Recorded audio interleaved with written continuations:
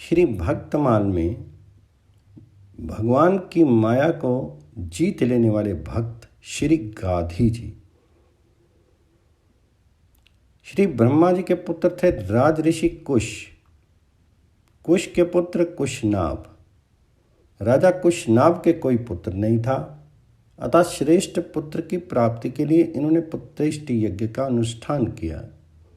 उस यज्ञ के अनुष्ठान काल में परम उदार ब्रह्म कुमार महाराज कुश ने इनकी देवता पितरों के प्रति अगाध श्रद्धा दे करके ब्रह्मलोक से आकर के आश्वासन दिया, बेटा कुशनाभ, तुम्हें अपने समान ही परम धर्मात्मा गाधी नामक पुत्र प्राप्त होगा और उसके द्वारा तुम्हें संसार में अक्षय कीर्ति उपलब्ध होगी। पृथ्वीपति कुशनाभ से ऐसा कहकर के राज ऋषि कुश आकाश में प्रविष्ट होके सनातन ब्रह्मलोक को चलेगी। कुछ काल के पश्चात बुद्धिमान राजा कुशनाभ के यहाँ परम धर्मज्ञ गाधी नामक पुत्र हुआ। ये कान्य कुब्ज देश के राजा थे। महाराज गाधी दीर्घ काल तक पुत्रहीन रह गए। तब संतान की इच्छा से पुण्य कर्म करने के लिए ये वन में रहने लगे। वहाँ रहते समय सोमयाग करने से राजा की एक कन्या हुई जिसका नाम सत्यवती था।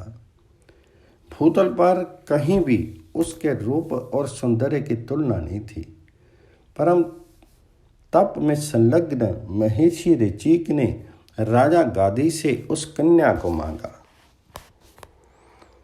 ऋषि की सामर्थ्य से सुपरिचित राजा गाधी ने यज्ञार्थ शुल्क रूप में 1,000 ऐसे घोड़े मांगे जो चंद्रमा के समान कांतिमान और वायु के समान वेगवान हो तथा जिनका एक एक कान श्याम रंग का हो।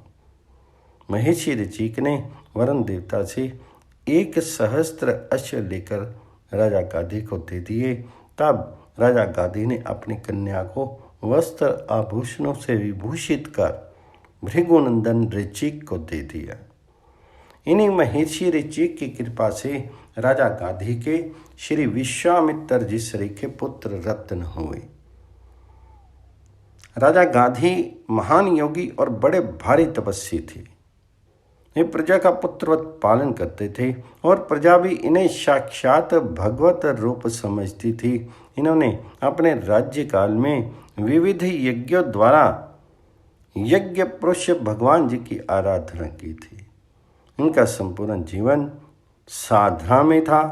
जब इन्होंने अपने पुत्र विश्वामित्र को राज्य पर अभिषिक्त करके शीत को त्याग देने का विचार किया, तब सारी प्रजा इनमें नतमस्तक होकर के बोली, प्रभु आप कहीं मत जाइए, यहीं रह कर के हमारे इस जगत के महान भय से रक्षा करते रहिए।